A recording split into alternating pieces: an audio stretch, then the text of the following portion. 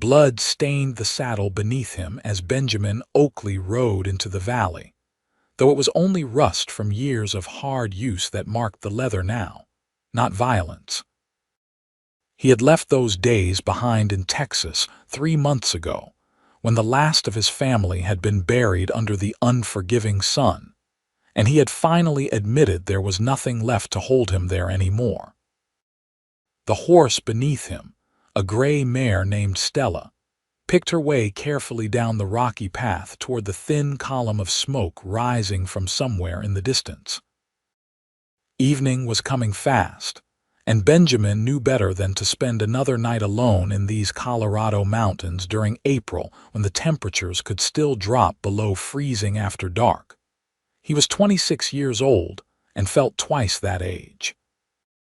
The weight of wandering had settled into his bones over these past months, making every mile feel like 10. He had worked odd jobs from town to town, never staying long enough to unpack his bedroll more than once or twice. The gold rush had brought thousands to Colorado territory, but Benjamin was not looking for fortune in the ground. He was not entirely sure what he was looking for anymore, only that he would recognize it when he found it. Or perhaps that was just the lie he told himself to keep moving forward. The smoke grew thicker as he descended, and soon he could make out buildings in the fading light. Not a town exactly, but a small farm tucked into a protected valley where the mountains formed natural windbreaks on 3 sides. A modest house stood at the center, built from rough-hewn logs that had weathered to a silver gray. A barn leaned slightly to one side, and he could see fencing that marked out pastures where a handful of cattle grazed. Chickens scattered as he approached, their indignant squawking breaking the peaceful quiet. Benjamin pulled Stella to a stop near the house and dismounted slowly, his legs stiff from the long day in the saddle. Before he could call out a greeting, the front door opened, and a man emerged holding a rifle. He was older, perhaps in his 50s, with a thick gray beard and suspicious eyes that took in every detail of the stranger before him. "Evening," Benjamin said, keeping his hands visible and away from the gun at his hip. "I am hoping you might spare some water for my horse and point me toward Black Hawk. I seem to have gotten turned around." The man studied him for a long moment before lowering the rifle slightly. "Black Hawk is another 2 hours north, but you will not make it before dark. These mountain paths are dangerous when you cannot see where you are stepping."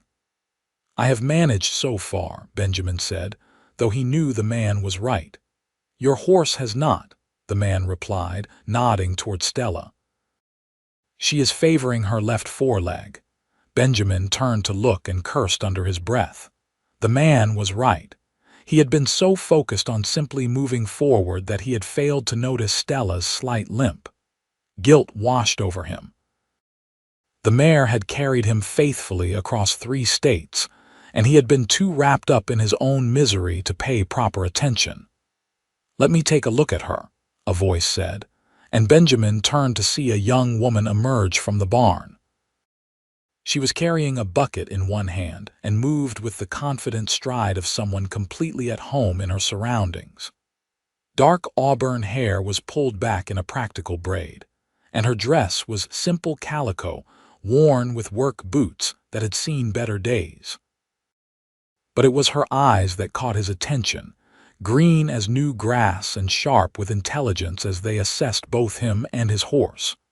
"Teresa can handle any animal better than anyone I have ever known," the older man said, some of the suspicion leaving his voice. "Thomas Ellsworth. This is my farm, and that is my daughter." "Benjamin Oakley," he replied, touching the brim of his hat toward Teresa. "I would be grateful for any help." Teresa had already set down her bucket and was running her hands along Stella's leg with gentle competence.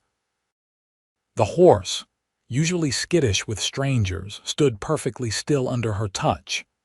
"Stone bruise, I think," Teresa said after a moment. "Not serious, but she needs rest. Walking her another 2 hours tonight would make it much worse. We have space in the barn, Thomas said, though he sounded reluctant. You can bed down there for the night. In the morning, if the horse is better, you can continue on. I am grateful, Benjamin said sincerely. I can pay for the trouble. We do not take charity, but we do not turn away travelers in need either, Thomas replied gruffly. Come on then. Let us get your horse settled before it gets full dark. Benjamin led Stella toward the barn, very aware of Teresa walking beside him. She smelled like hay and wood smoke and something floral he could not quite place. He tried not to stare, focusing instead on the barn as they approached. It might lean slightly, but it was sturdy enough, with clean stalls and fresh hay piled in the corner. You have come far, Teresa asked as she helped him remove Stella's saddle. Texas originally, Benjamin said. Been moving since February, running from something or towards something. The question was direct enough that he looked at her in surprise. She met his gaze steadily, no coyness or false modesty in her manner. He found it refreshing after months of superficial conversations in countless towns. Neither. Both. I am not entirely sure anymore, he admitted, surprising himself with the honesty. Well, you can figure it out after a good night's sleep, Teresa said practically. She examined Stella's hoof more closely, cleaning out some packed dirt and a small stone. This is what caused the trouble. Keep her off it tomorrow too, just to be safe. I do not want to impose longer than necessary. Father could use help fixing the barn door, Teresa said, straightening up. The hinges finally gave out last week, and it is too heavy for one person to manage. You help with that tomorrow, and we will call it even for 2 nights' lodging. Benjamin nodded slowly. That seems fair. Good. I will bring you some supper once we have eaten. There is a pump out back for washing up. She left before he could thank her, moving with that same purposeful stride back toward the house. Benjamin settled Stella in the most comfortable stall, making sure she had feed and fresh water, before exploring his accommodations for the night. The hayloft would do fine. He had slept in far worse places over the past months. True to her word, Teresa appeared about an hour later carrying a plate covered with a cloth and a steaming mug.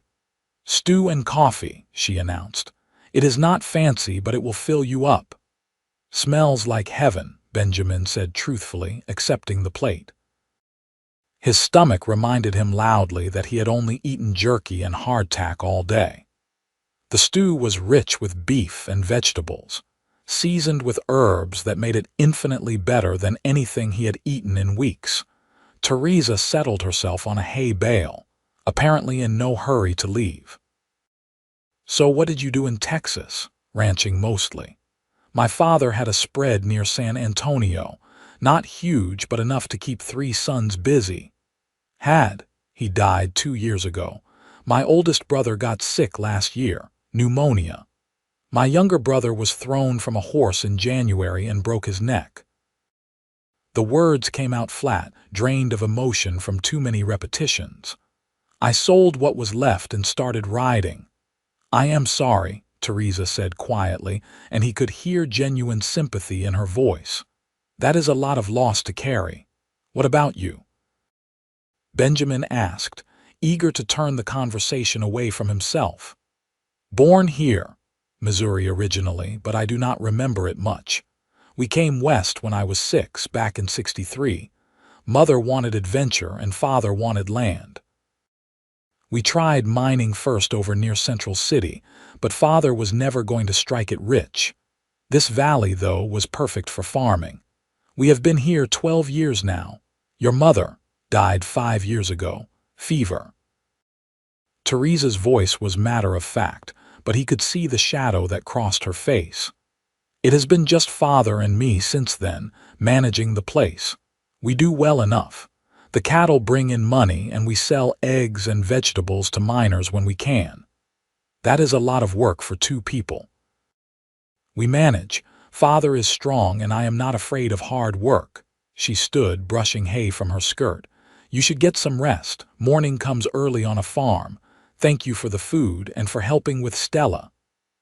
"Animals deserve kindness," Teresa said simply. "Sleep well, Benjamin Oakley." He watched her disappear into the gathering darkness, her lamp bobbing like a firefly as she crossed to the house. Then he finished his supper slowly, savoring every bite, and tried not to think about how the first real conversation he had enjoyed in months had come from a woman he would be leaving behind in a day or two. Sleep came easier than it had in weeks, probably because the hayloft was genuinely comfortable, and he was exhausted down to his bones. He woke to pre-dawn gray light filtering through gaps in the barn walls, and the sound of someone moving around below. Sitting up, he could see Teresa milking a cow, her cheek pressed against the animal's flank as her hands worked in practiced rhythm. "Morning," he called down, running his fingers through his hair in a futile attempt to look presentable. "Morning. There is coffee up at the house if you want it." "Father is already working on the south fence." Benjamin climbed down and checked on Stella first. The mare seemed in better spirits, though the hoof was still tender when he examined it. Teresa had been right about needing the extra day of rest. He made his way to the house, where Thomas was indeed absent, but a pot of coffee sat warming on the stove. He poured himself a cup and was standing on the porch drinking it when Thomas appeared from the direction of the pastures. "Your horse?" Thomas asked without preamble. "Better, but still needs rest." "Figured as much. Teresa said you agreed to help with the barn door." "Happy to." They worked through the morning, removing the broken hinges and positioning the new ones Thomas had ordered from Black Hawk weeks ago. The door was indeed too heavy for one man to manage alone, but between the two of them, they made steady progress. Thomas was not much for conversation, but he worked hard and knew what he was doing. Benjamin found himself falling into the familiar rhythm of physical labor, the kind where your body remembered what to do and your mind could wander. It was good, honest work. The kind that left you tired but satisfied at the end of the day. The kind he had grown up doing before everything fell apart. Teresa brought them lunch around noon, cold chicken and fresh bread with butter. They ate in the shade of the barn, and Benjamin found himself watching her as she reported on the morning's work to her father. She had collected 24 eggs, found a weak spot in the north fence that would need attention, and treated a cow with a minor infection. She spoke with confidence and competence, and Thomas listened with respect. This was clearly a partnership born of necessity, but made strong through mutual capability. "You have a good setup here," Benjamin commented. "Must be satisfying, building something that lasts." "It is when the weather cooperates and the cattle stay healthy and the miners still have money to buy what we are selling," Thomas said dryly. "Farming is gambling, just with longer odds than cards. But you keep doing it. Because what else is there? I am too old to start over somewhere new, and this land is ours. Nobody can take it away." Thomas fixed him with a measuring look. "What are you planning to do when you get to Black Hawk? More wandering? I am hoping to find work. Maybe save enough to figure out what comes next." "Black Hawk is mostly mining. You have experience with that?" "No, but I can learn." "Mining will kill you faster than ranching," Teresa interjected quietly. "Cave-ins, bad air, accidents with dynamite. The cemetery there is full of young men who thought they could handle it." "Not many other options for someone passing through," Benjamin replied. "There are always options," she said, but did not elaborate. They finished the barn door by mid-afternoon, and it swung smoothly on its new hinges. Thomas tested it several times, nodding approval. "Good work. You have done this before." "I grew up fixing things. Ranches always need repairs." "True enough." Thomas glanced at the sun, calculating time remaining in the day. The fence Teresa mentioned needs attention before it gets worse. You interested in earning another night's lodging?" Benjamin knew he should move on. Every day he stayed was a day closer to settling, to putting down roots again, to risking the kind of loss that had driven him away from Texas in the first place. But Stella could use the extra rest, and the work felt good, and he was not quite ready to leave yet. "I could do that," he agreed. Thomas almost smiled. "Come on then, I will show you where." The fence repair took the rest of the afternoon and required replacing several rotted posts. It was harder work than the door, involving digging and hauling and precise measurements to make sure everything was level and secure. Benjamin's shoulders ached by the time they finished, but it was a good ache, the kind that came from accomplishment rather than aimless wandering. Supper that night was taken at the house, with Benjamin invited to sit at the actual table rather than eating alone in the barn. Teresa had cooked venison with potatoes and carrots, and there was pie for dessert made with preserved apples. The conversation was sparse but comfortable, mostly about the farm and what work needed doing next. "Storm coming," Thomas commented, looking toward the western sky through the window. "You can see it building over the peaks.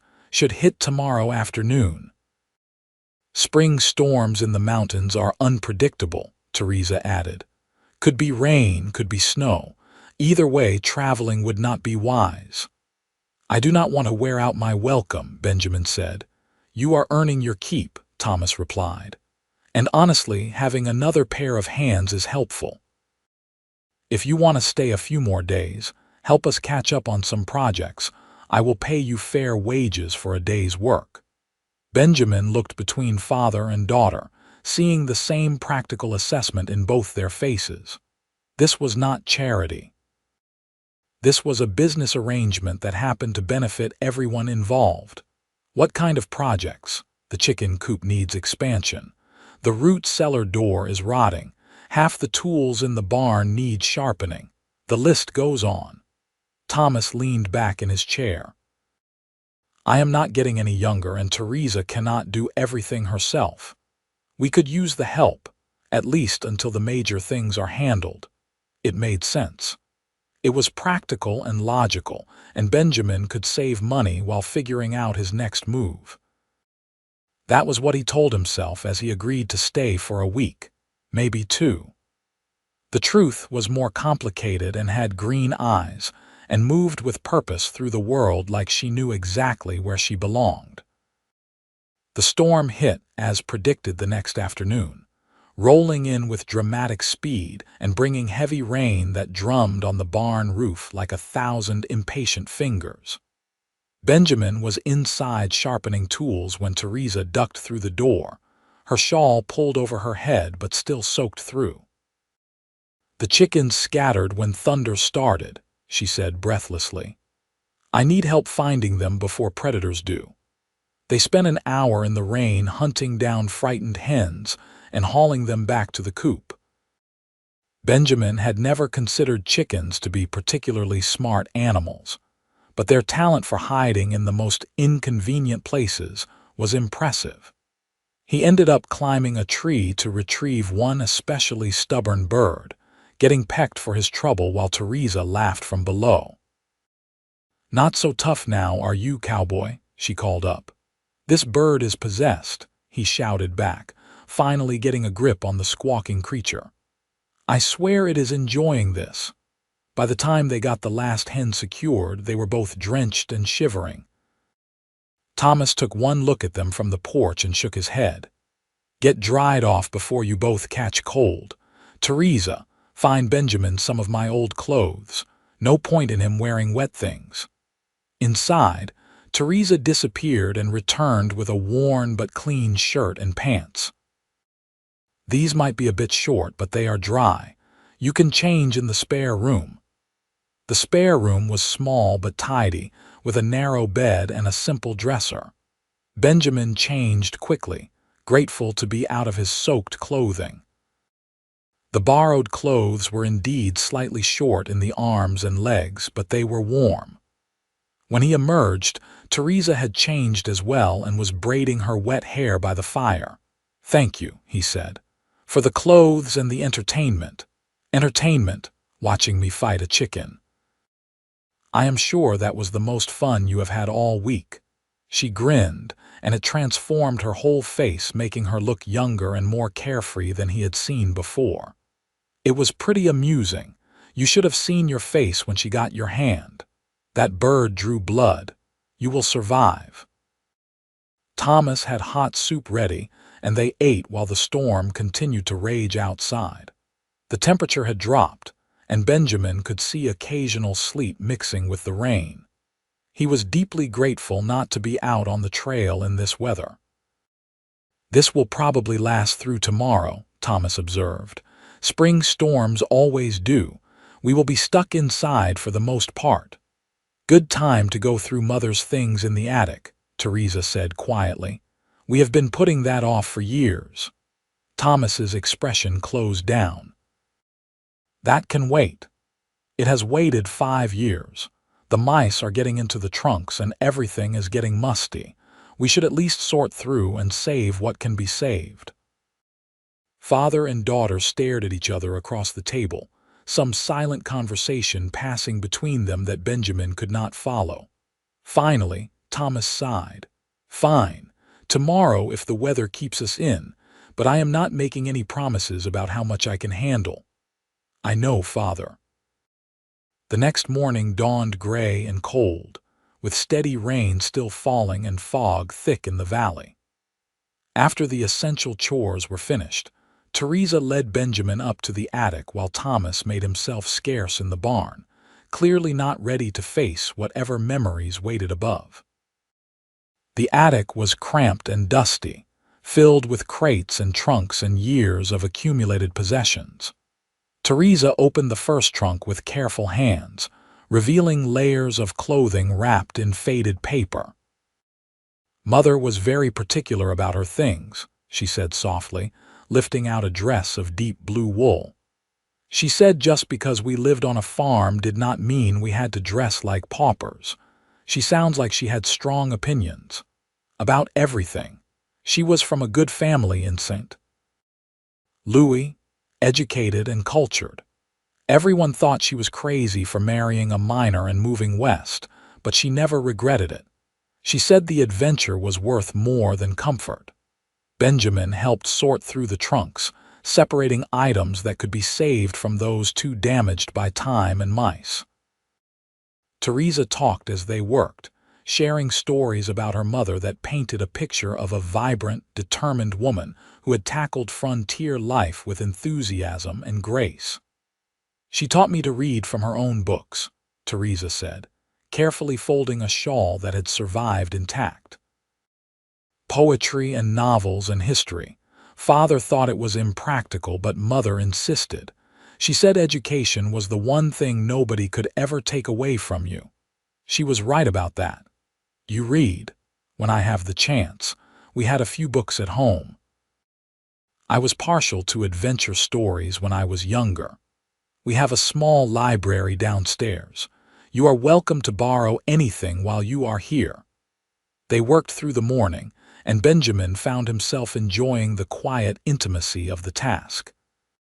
Teresa's grief for her mother was still present but softened by time, and she clearly cherished these reminders of the woman who had shaped her. He told stories, too, about his own mother who had died when he was young, and his father's gruff practicality that had hidden a deep well of affection. By lunch, they had sorted through most of the trunks and had several bundles set aside for keeping. Thomas appeared as they were carrying things down from the attic, and his eyes lingered on the blue wool dress draped over Teresa's arm. "Your mother wore that to church on Sundays," he said quietly. "She looked like a queen." "I am going to alter it to fit me," Teresa said, "if that is all right with you. She would have wanted that. Waste not, want not." The storm continued through the afternoon and into the evening, but the atmosphere in the house had shifted somehow. Sorting through the memories had been painful but cathartic, and even Thomas seemed lighter at supper. They played cards after eating, a simple game that Benjamin had not played since his brother had been alive. He lost consistently, but it did not matter. The warmth of the fire, the sound of rain on the roof, and the easy company made it the most content he had felt in longer than he could remember. He was in trouble, and he knew it. This was not supposed to happen. He was supposed to stay detached, keep moving, never let himself care too much about any place or any person. But Teresa's laugh when he miscounted his cards, Thomas's grudging respect when Benjamin proved he could actually handle farm work, and the sense of purpose that came from building and fixing and maintaining something real, all of it was seeping past the walls he had built around himself. The storm broke overnight, and Benjamin woke to clear skies and birds singing their morning songs. He lay in the hayloft watching dawn light paint the rafters gold and tried to remember why he had been so determined to keep moving. What exactly was he moving toward? And what was he running from, really, except the fear of losing something precious again? Maybe that was not a good enough reason anymore. He found Teresa already at work, mucking out stalls with efficient movements. "Morning," she greeted him. "Sleep well." "Better than I have in months," he admitted. "The storm gave us extra time to rest. Father wants to check the pastures today, make sure the rain did not cause any washouts. I thought I would work on expanding the chicken coop like he mentioned. You interested in helping? Sounds good." They spent the day building an extension onto the existing coop, measuring and sawing and hammering boards into place. Teresa was skilled with tools, her hands steady and sure as she worked. Benjamin found himself watching her more than was strictly necessary, noticing the way she bit her lower lip when concentrating, how she pushed stray hair back from her face with her forearm, the quiet satisfaction in her expression when a piece fit perfectly. "You are staring," she said without looking up. "Sorry, I was just thinking you are good at this. I have had plenty of practice. When you only have 2 people to manage everything, you learn to do everything. You ever want something different, a life that is not so much work?" Teresa paused, hammer in hand, and considered the question seriously. "Sometimes I wonder what it would be like to live in a real town, to have neighbors close by and shops and social gatherings. But then I look around at what we have built here, and I cannot imagine leaving it. This is home. This is ours. That matters more than conveniences. Even if it means being lonely, I am not lonely. I have Father and the animals and the work. That is enough." She met his eyes directly. "What about you? Are you lonely, Benjamin Oakley?" The question hit harder than he expected. "Yes," he said honestly. "I have been lonely since my family died, maybe before that even. I thought moving would help, but it just meant being lonely in different places. So why keep moving? Because staying hurts more. Because if I do not let myself care about anything, I cannot lose it. That is not living, that is just surviving. Maybe that is all I am capable of right now." Teresa set down her hammer and brushed sawdust from her hands. "I do not believe that. I have watched you this past week. You care about doing good work. You care about your horse. You care about people, even when you try to pretend you do not. You are just scared. Is that so wrong? No, but it is sad, and I think you are tired of being sad." She picked up her hammer and went back to work, leaving Benjamin to process her words. She was right, of course.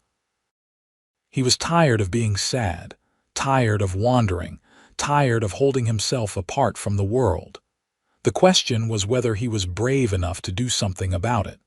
They finished the chicken coop expansion by late afternoon, and Thomas returned to inspect their work with approval.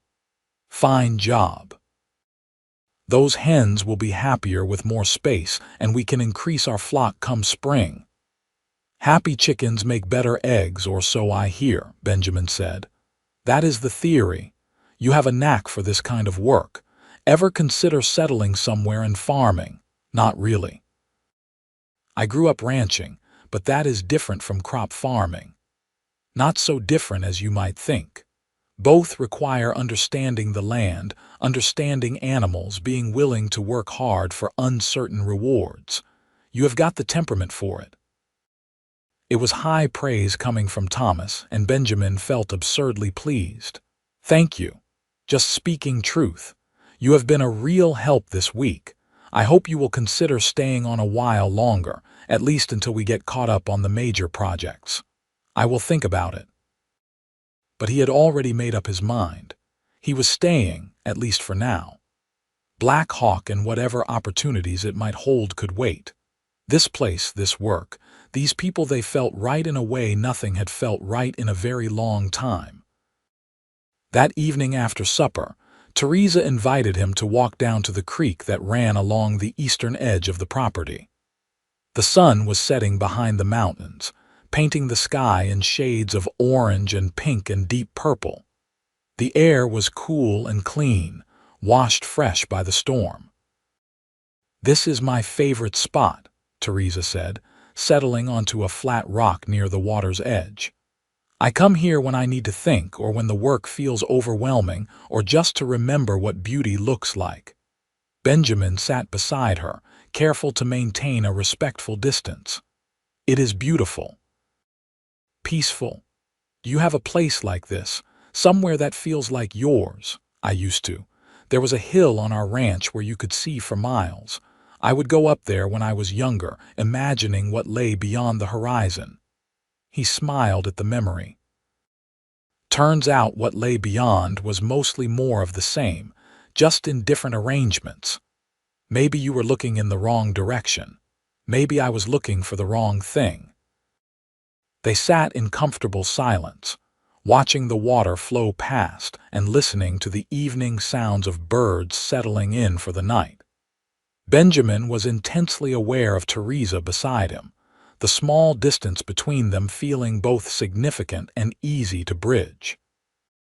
He wanted to say something profound, something that would explain the tangle of feelings developing in his chest, but words seemed inadequate. "I am glad you stopped here," Teresa said quietly. "Even if it was just because your horse needed rest. These past days have been good. It is nice having someone new to talk to, someone who understands loss and hard work and what it is like to feel adrift. I am glad too. This place, this life you and your father have built, it is special. You are special." She turned to look at him, her green eyes serious in the fading light. "What are you really looking for, Benjamin? What would make you stop running?" "I am not sure I knew until this week, but I think it is this. A place that feels like home, work that matters, people who matter." He hesitated, then added quietly, "Someone to matter to. You matter here. Father respects you, which is not something he gives easily. The farm is better with you helping, and I." She trailed off, looking back at the water. "I enjoy your company, more than I probably should for someone who is just passing through. What if I was not just passing through?" "Are you asking if you can stay longer?" "I am asking if you want me to." Teresa was quiet for a long moment, and Benjamin's heart hammered in his chest waiting for her answer. Then she smiled, soft and genuine. "Yes, I want you to stay, for as long as you want to be here." "That might be a while." "Good." They walked back to the farm as full darkness fell, and Benjamin felt something fundamental shift inside him. He was choosing to stay, choosing to stop running, choosing to let himself care about this place and these people. It was terrifying and exhilarating in equal measure. The next weeks fell into a comfortable rhythm. Benjamin took on more responsibilities around the farm, proving himself capable with both animals and maintenance work. Thomas taught him about crop rotation and soil management, sharing knowledge earned through years of trial and error. Teresa showed him the subtleties of the livestock, how to read their moods and catch problems before they became serious. They worked long days, but the work felt purposeful in a way Benjamin had forgotten was possible. He was building something, maintaining something, being part of something larger than himself. And every evening when the work was done, he found reasons to spend time with Teresa. They walked to the creek often, or sat on the porch after supper, or read together in the small parlor while Thomas dozed by the fire. Conversation came easily between them. Teresa was well-read despite her isolated upbringing, curious about the world beyond their valley but content with her place in it. Benjamin found himself telling her things he had never shared with anyone, about his fears and regrets, about the guilt he carried for surviving when his brothers had not, about the emptiness that had driven him away from everything familiar. "You cannot blame yourself for living," Teresa said one evening as they sat by the creek. "Your brothers would not want that, I know, but knowing something and feeling it are different things. Then maybe you need to make peace with it. Honor their memory by actually living, not just existing." "Is that what I am doing now? Living?" "I think you are starting to. You smile more than when you first arrived. You seem lighter, like a weight is lifting." She was right. The constant gray fog that had surrounded him for months was beginning to dissipate. He woke each morning with purpose instead of dread. He looked forward to the day's work, to conversations over meals, to stolen moments alone with Teresa where they could talk about everything and nothing. He was falling in love with her. The realization crept up gradually, then hit him all at once one afternoon in early May. They were planting vegetables in the kitchen garden, working side by side in the warm sunshine. Teresa was humming while she worked, some tune he did not recognize, and there was dirt smudged across her cheek. She looked up and caught him staring, and instead of calling him out, she just smiled and went back to planting. That smile undid him completely. He was in love with her strength and competence, her quick mind and quicker wit, her kindness to animals and her devotion to her father. He loved how she looked in the morning with her hair still loose, and how she sounded when she laughed at something unexpected. He loved that she saw him clearly, all his flaws and fears, and seemed to like him anyway. The question was what to do about it. Thomas had clearly noticed something developing between them. Benjamin caught him watching them sometimes with an inscrutable expression. He had not objected to Benjamin spending time with Teresa, but he had not exactly encouraged it either. Benjamin could not blame him for being protective.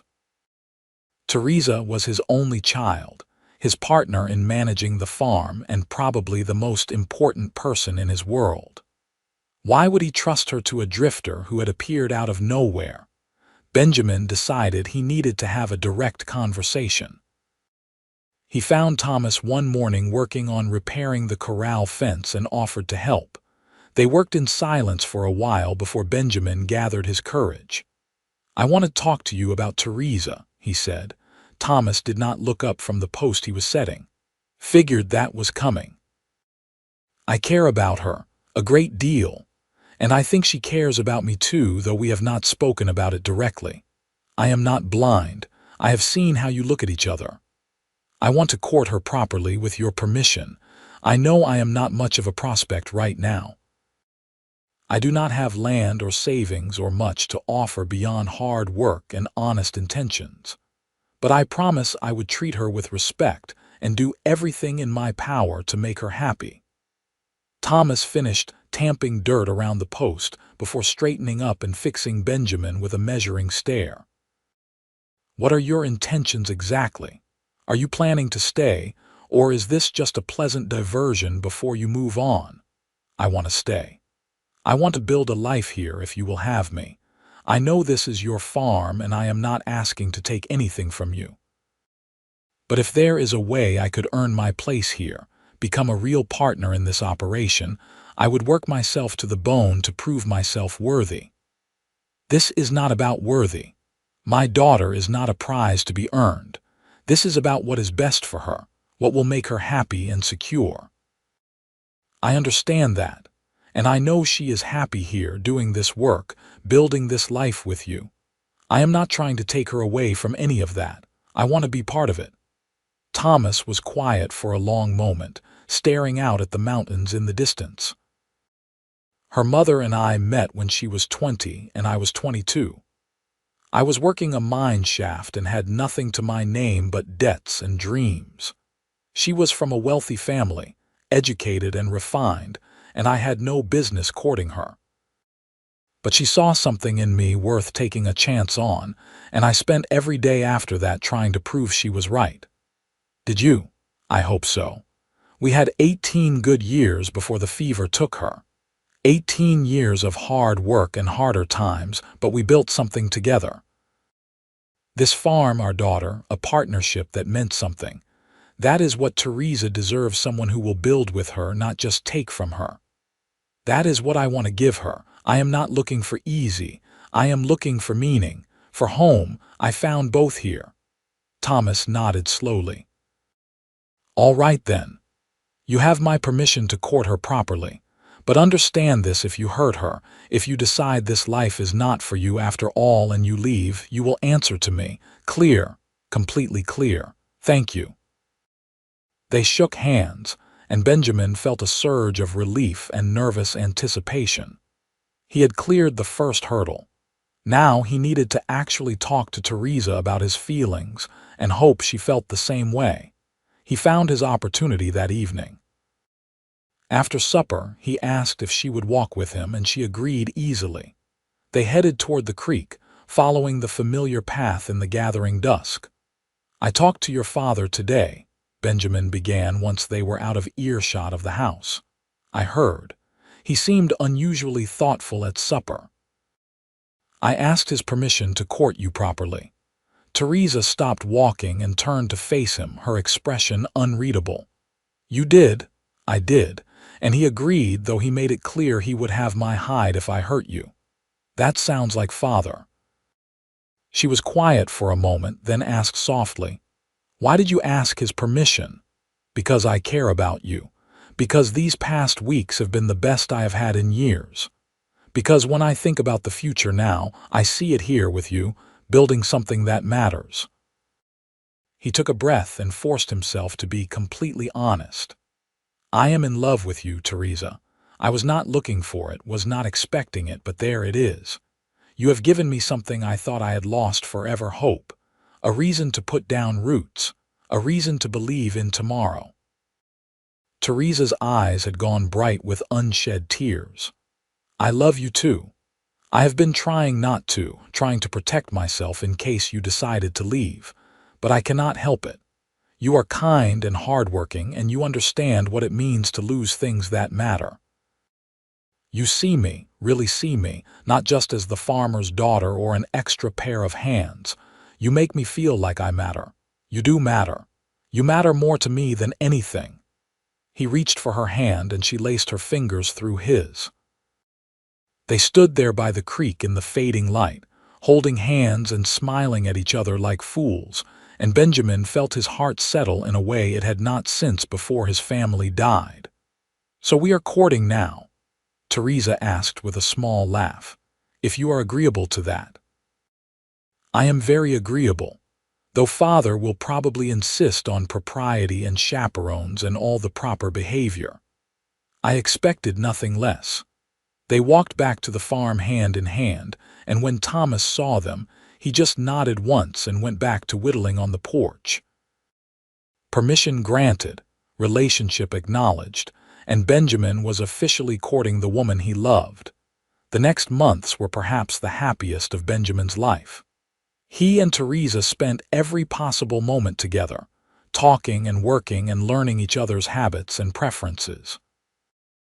Thomas, true to prediction, maintained appropriate oversight, but he also gave them space to build their relationship. More importantly, he began actively including Benjamin in long-term planning for the farm, discussing projects that would take years to complete and casually mentioning futures that clearly included Benjamin as a permanent fixture. Benjamin wrote to friends back in Texas, telling them he had found a place to settle. Some wrote back expressing surprise but happiness for him. Others never replied, and he realized those friendships had been more situational than substantive. It did not matter. His life was here now, with new possibilities unfolding every day. In June, Benjamin used his saved wages to buy a ring from a traveling merchant who passed through selling various goods. It was simple silver with a small blue stone, nothing fancy, but he thought it would suit Teresa's practical nature. He carried it around for a week, waiting for the right moment to propose. That moment came on a warm evening in late June. They had finished work early and decided to ride out to a high meadow Thomas had mentioned, where wildflowers grew thick in the summer. Benjamin borrowed one of the farm horses, and they rode together through the golden afternoon light. The meadow was everything Thomas had promised, a riot of color stretching across gentle slopes. They dismounted and walked through the flowers, and Teresa picked a handful of the brightest blooms with obvious delight. "I could stay here forever," she said, spinning in a circle with her arms outstretched. "It is perfect." "It is," Benjamin agreed, though he was watching her rather than the scenery. "Teresa, I need to ask you something." She turned to face him, and something in his expression made her go still.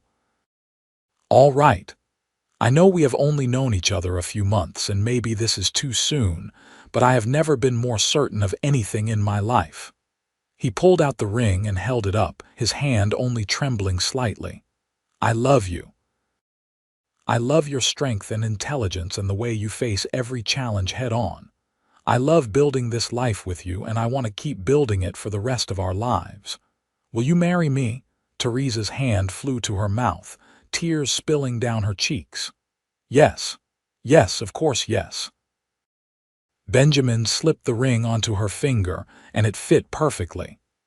Then he pulled her into his arms and kissed her for the first time, gentle and sweet and full of promise.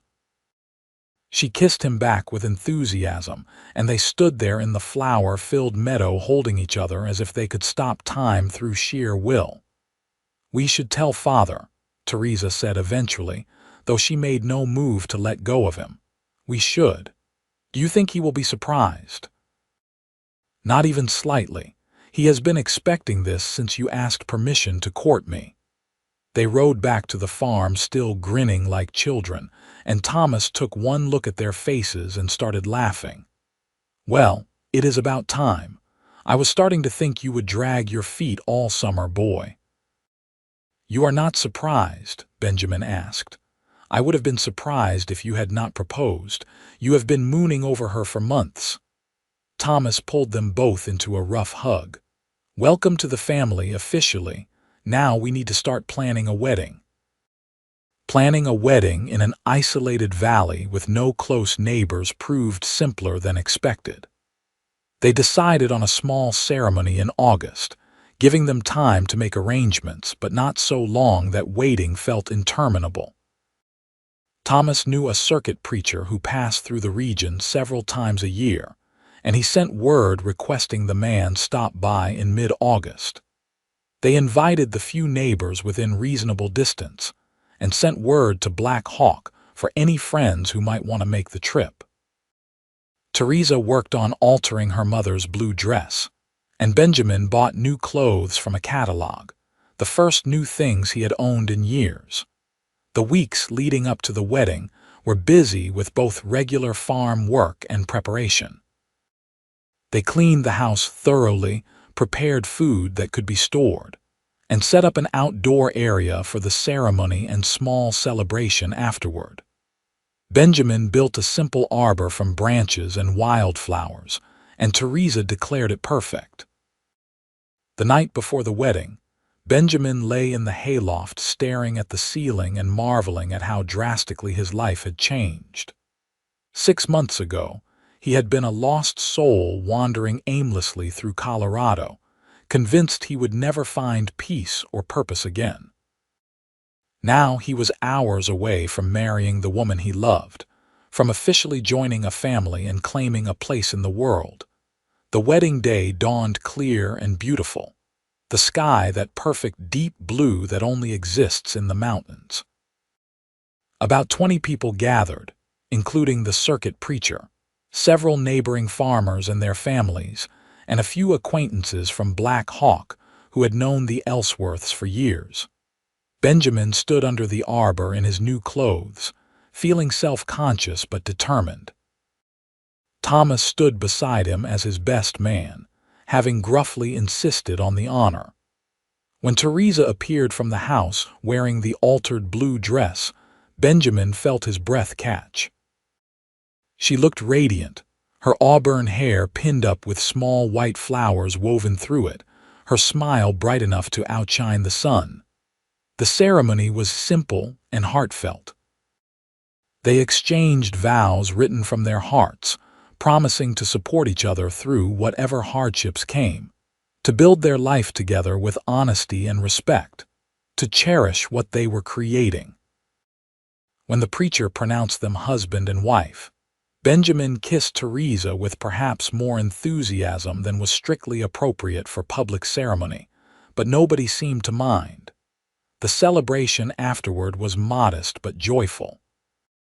There was food and music courtesy of a neighbor who played fiddle, and dancing on the makeshift platform Benjamin had built. Thomas gave a short speech welcoming Benjamin officially to the family, and expressing his certainty that his late wife would have approved of the match. Several people offered congratulations and advice, and children ran around playing while adults talked and ate. As evening approached and guests began departing, Benjamin and Teresa stood together watching the sun set behind the mountains. They were officially married now, partners in life and work, and the future stretched ahead full of possibility. "Happy?" Benjamin asked, pulling Teresa close. "Incredibly. You, more than I thought possible." Thomas had tactfully moved his belongings to the barn for the night, giving the newlyweds privacy in the house. It was a small gesture but meaningful, and Benjamin appreciated the older man's discretion.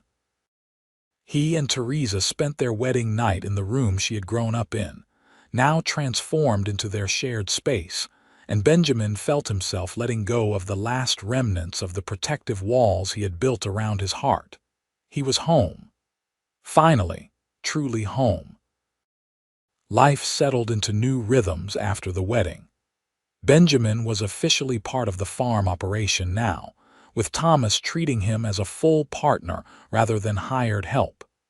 They discussed major decisions together, and Benjamin's ideas were given equal weight to Thomas's experience.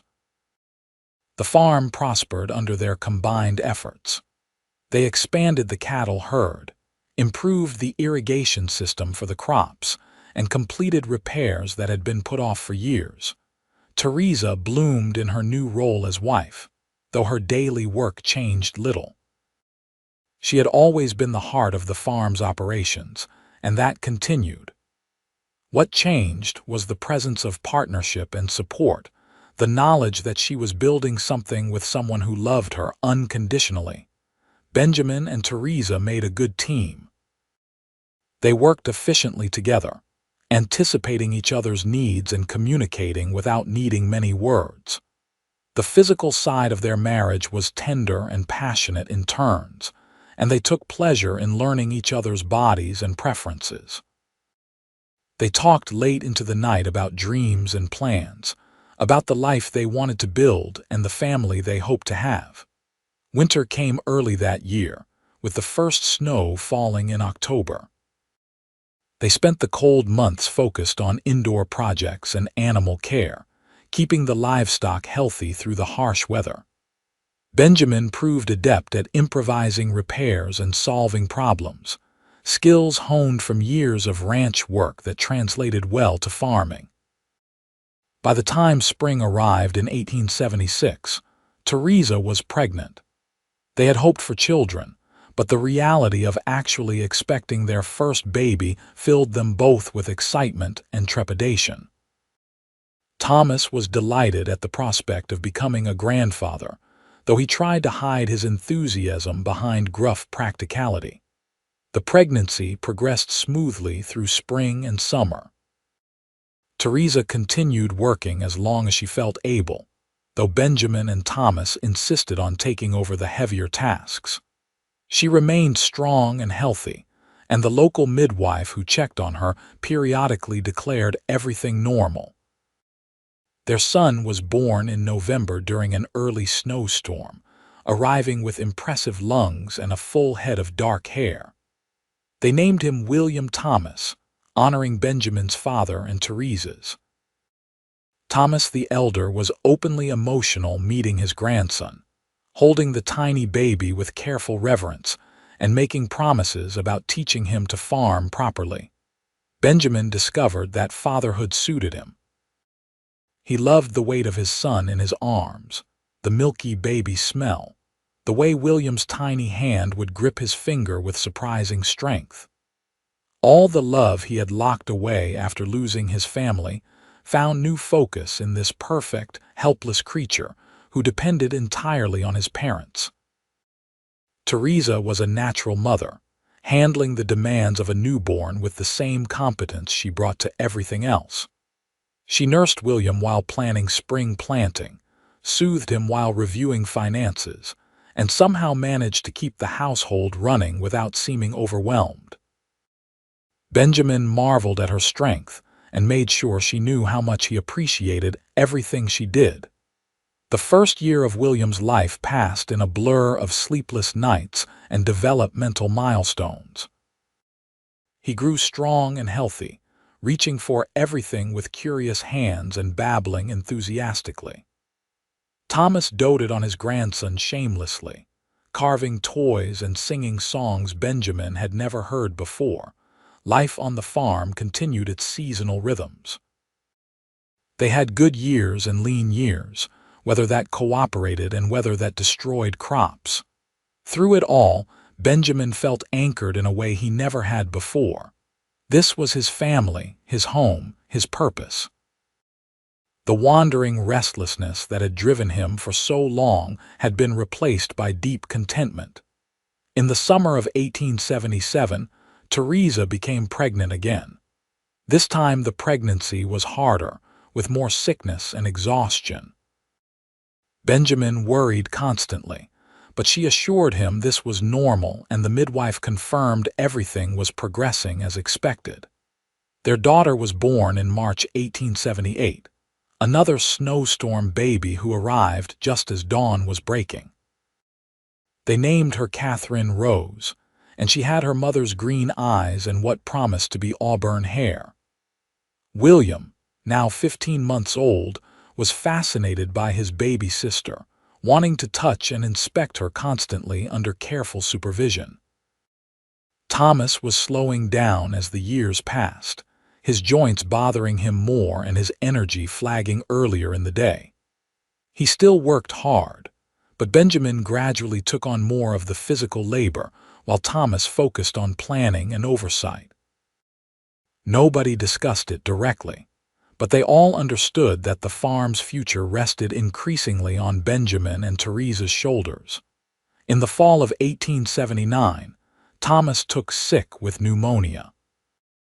They called the doctor from Black Hawk, but there was little to be done beyond keeping him comfortable and hoping his body would fight off the infection. For 2 weeks, the family kept vigil, taking turns sitting with Thomas as he struggled to breathe. Benjamin spent hours at his father-in-law's bedside, talking about the farm and the children, assuring him that everything would be managed properly. Thomas, weakened but lucid, extracted promises about maintaining what they had built and taking care of Teresa and the grandchildren he had grown to love so much.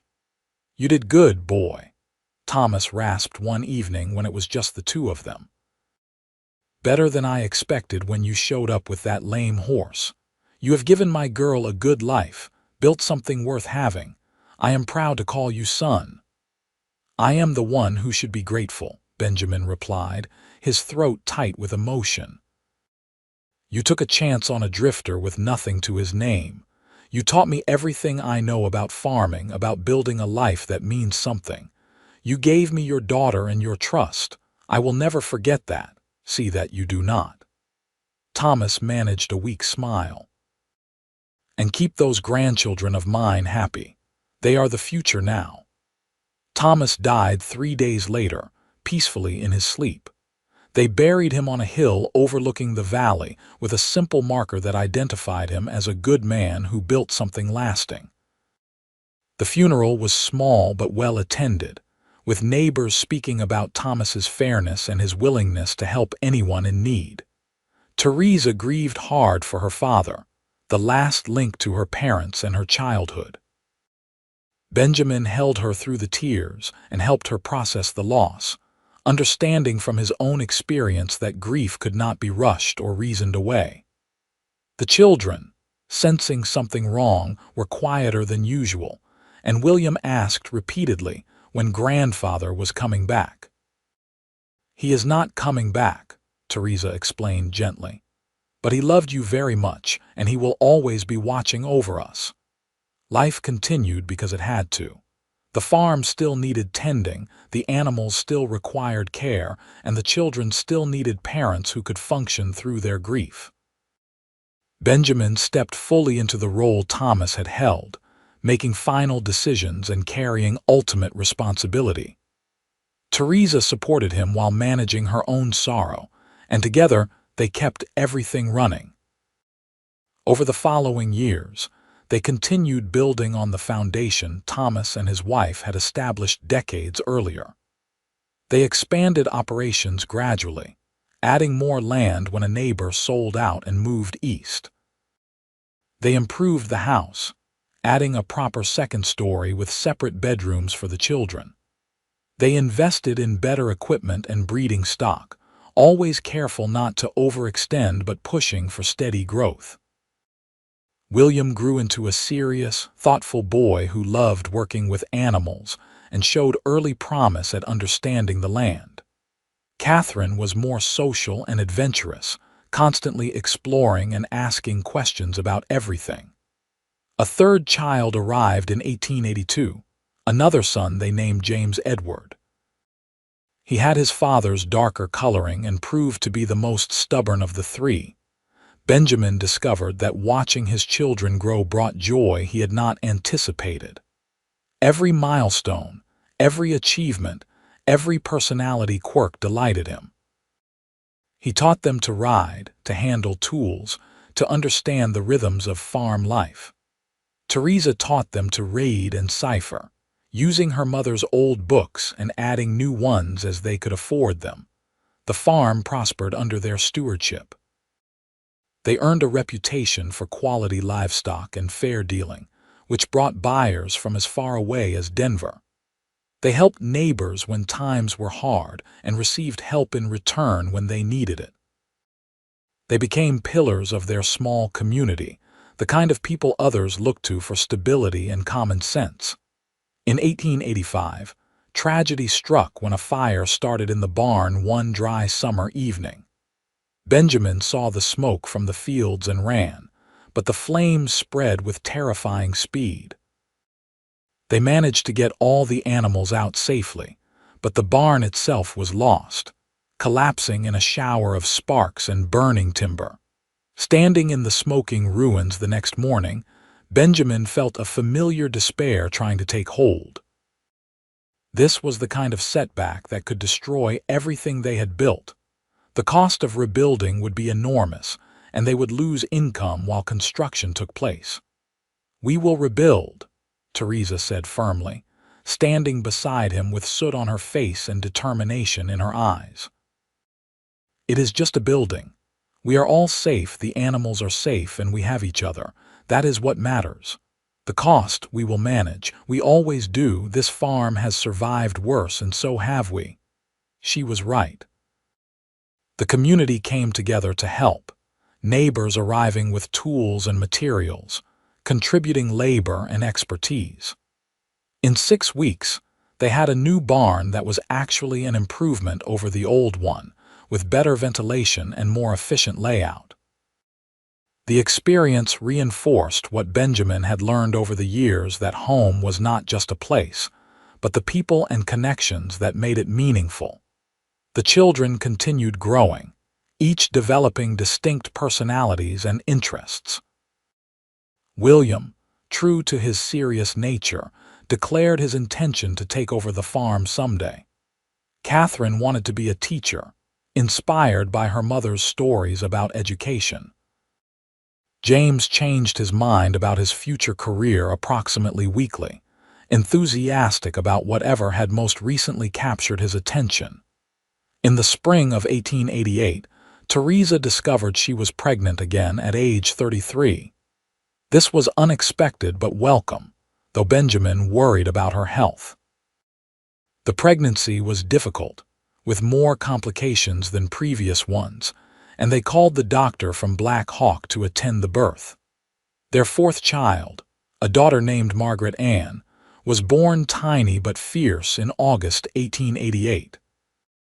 She required extra care in her first months, but she proved to be a fighter, gradually gaining weight and strength. The older children adored their baby sister, fighting over who got to hold her and help with her care. The years continued passing, marked by seasons and harvests and the steady growth of their family. Benjamin was in his late 30s now, weathered by outdoor work but fundamentally happy with the life he had built. Teresa remained beautiful to him, the lines around her eyes and the gray starting in her hair only adding to her appeal. They celebrated their 10th wedding anniversary in 1886 with a quiet dinner, just the two of them after the children were asleep. They toasted to 10 years of partnership, of building something meaningful together, of love that had deepened and matured through shared challenges. "You ever regret it?" Teresa asked. "Staying here instead of moving on, seeing more of the world?" "Never," Benjamin answered truthfully. "Everything I need is right here. You gave me something I thought I had lost forever, a reason to stay, to build, to hope. This life, our family, this farm, it is everything I was looking for when I was wandering lost. I found home in you." "You gave me the same thing," Teresa said softly. "Partnership and love and someone who sees me as more than just the farmer's daughter. You made me believe in possibilities I had not let myself imagine." They kissed across the table, the same passion present as in their early days but tempered now with deep knowledge and comfort. This was the good stuff, Benjamin thought. The lasting foundation that carried you through hard times and made good times even better. As their children entered their teenage years, the farm evolved again. William at 15 was already nearly as capable as his father, taking on significant responsibilities and making good decisions. Catherine at 13 was helping teach younger children in the valley, proving her gift for education. James at 11 was still finding his way but showing promise with mechanical things, always tinkering and improving tools. Margaret at 5 was the household's darling, spoiled by her older siblings but managing to stay grounded. Benjamin and Teresa began planning for the next phase, when the children would leave to build their own lives, and the farm would transition to the next generation. They talked about expanding the operation to support multiple families, about building additional houses on the property, about creating something that could sustain their descendants for generations. In 1893, they hosted William's wedding to a young woman named Sarah from a neighboring farm. The ceremony was held in the same spot where Benjamin and Teresa had married 15 years earlier, and watching his son make the same promises Benjamin had made brought tears to his eyes. The circle continuing, the next generation taking their turn. William and Sarah moved into a new house on the property, and William officially became a partner in the farm operation. Benjamin found himself in the position Thomas had once held, teaching and guiding while gradually stepping back from the hardest physical labor. It was strange but satisfying, seeing the pattern repeat with improvements learned from experience.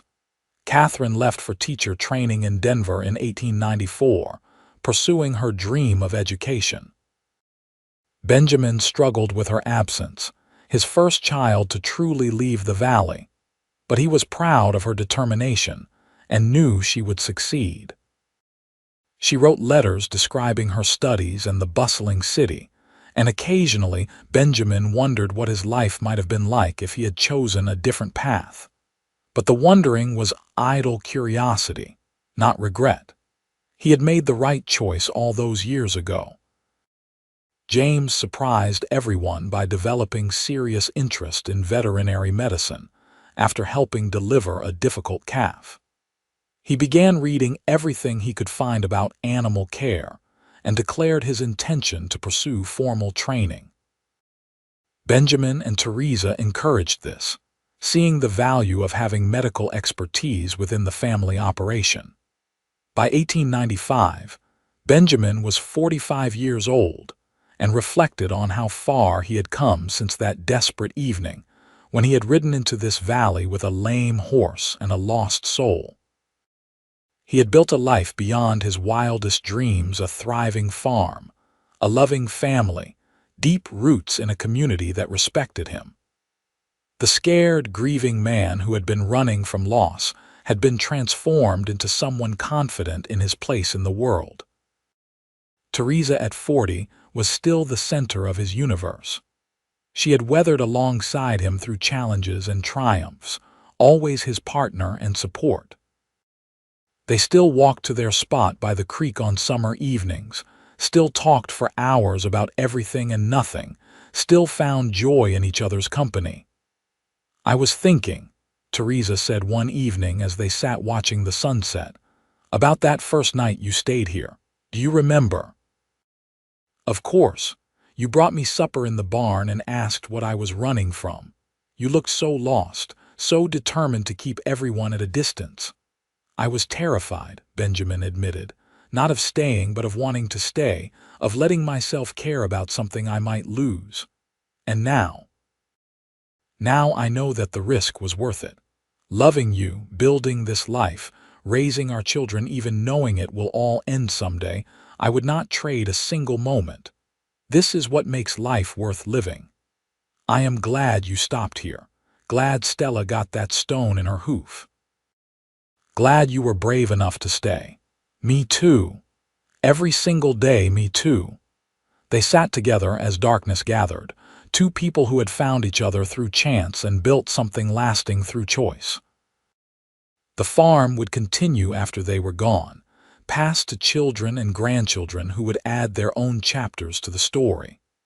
But the foundation had been laid here by a weary cowboy who found home and a farmer's daughter who found partnership. Years continued passing in the steady rhythm of seasons. Margaret grew into a confident young woman interested in both farming and teaching, determined to blend her parents' worlds. Catherine returned from Denver in 1897, now a certified teacher, and established a small school in Black Hawk that served the scattered families in the region. William and Sarah had their first child in 1896, making Benjamin and Teresa grandparents and giving them a glimpse of the future extending beyond their own lives. James left for veterinary training in 1898, and the house felt emptier with 3 of 4 children gone.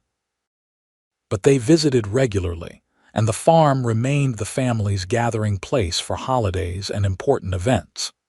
The next generation was finding their paths while maintaining connection to their roots, which was exactly what Benjamin and Teresa hoped for. In 1900, as a new century dawned, Benjamin stood on the porch of the house he had helped expand and improve over the years. He was 50 years old, weathered but healthy, surrounded by evidence of a life well lived. Grandchildren played in the yard where his own children had played. Fields he had planted stretched toward the mountains. Buildings he had constructed or repaired stood solid against the elements. Teresa joined him on the porch, slipping her hand into his with the ease of long familiarity. What are you thinking about? How lucky I am. How different my life could have been if I had not stopped here that evening. It was not luck, it was choice. You chose to stay, chose to build, chose to love. That is what made the difference. We made good choices together. The best choices. They stood together watching their grandchildren play, the farm continuing its eternal rhythms around them, and Benjamin felt complete in a way he had never imagined possible during his wandering days. He had found what he was seeking without even knowing what it was, not just a place, but a purpose. Not just a home, but a family.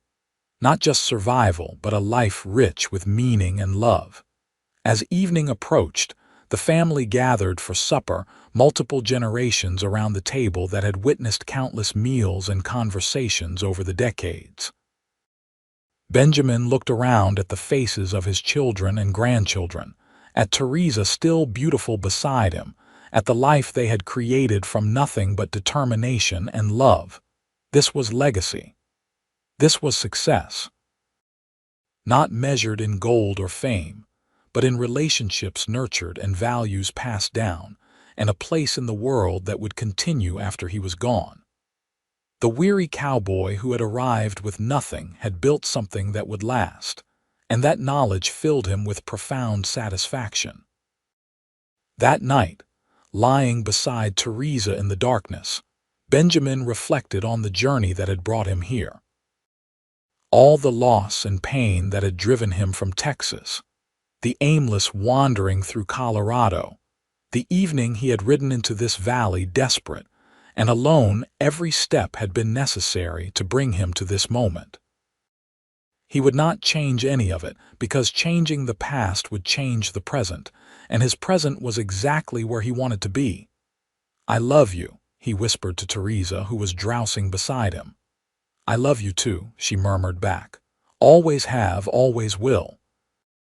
Benjamin closed his eyes with a smile, knowing that tomorrow would bring more of the work and life and love that had defined his best years. The scared young man running from pain had become a confident elder secure in his place, and that transformation was perhaps the greatest gift he had ever received. The years ahead would bring more changes and challenges.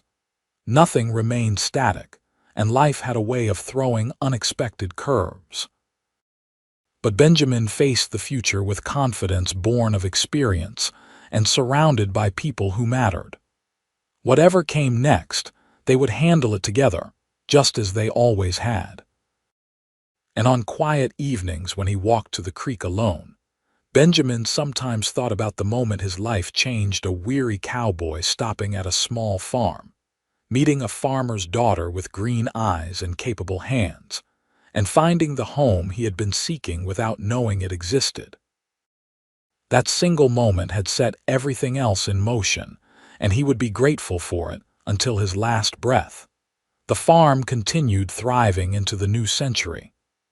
William proved to be an excellent manager, implementing improvements while respecting the foundation his parents had built. Catherine's school was successful, with students traveling from miles around for quality education. James returned with his veterinary credentials and set up practice serving the entire region, becoming an essential resource for farmers and ranchers. Margaret married in 1902 to a young man who wanted to farm, and they built a house on the eastern section of the property. The farm now supported 3 families comfortably, exactly as Benjamin and Teresa had envisioned years earlier. The expansion was managed carefully, with everyone contributing according to their abilities and sharing in the rewards. Benjamin gradually stepped back from daily operations, focusing on being a grandfather and advisor rather than primary laborer. His body reminded him constantly that he was no longer 26, and he accepted the limitations with grace. Teresa too slowed down, though she remained sharp and involved in all family decisions.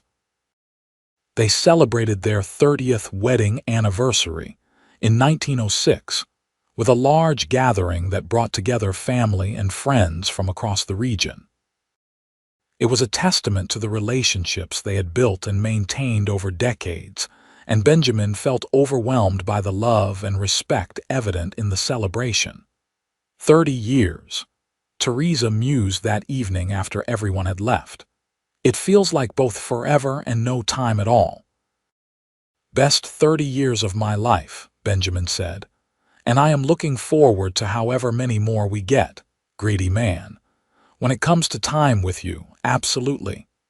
They continued making the most of their years together. They traveled occasionally, visiting Denver and other cities to see what the modern world was becoming, but they always returned to the farm with relief and happiness.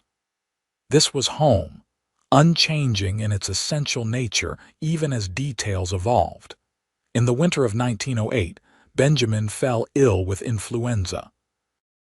It was serious enough that the doctor insisted on complete rest, and for weeks, Benjamin was confined to bed while his body fought the infection. Teresa rarely left his side, and the family took turns keeping vigil. He recovered eventually, but the illness aged him noticeably, leaving him weaker than before. "You scared me," Teresa admitted once he was out of danger. "I am not ready to lose you yet." "I am not ready to be lost," Benjamin replied. "We still have too much living to do." And they did continue living, though at a slower pace. Benjamin spent more time in his chair on the porch, watching the farm operate around him and offering advice when asked. He played with grandchildren and great-grandchildren, told stories about the old days, and enjoyed the peace that came from knowing his legacy was secure.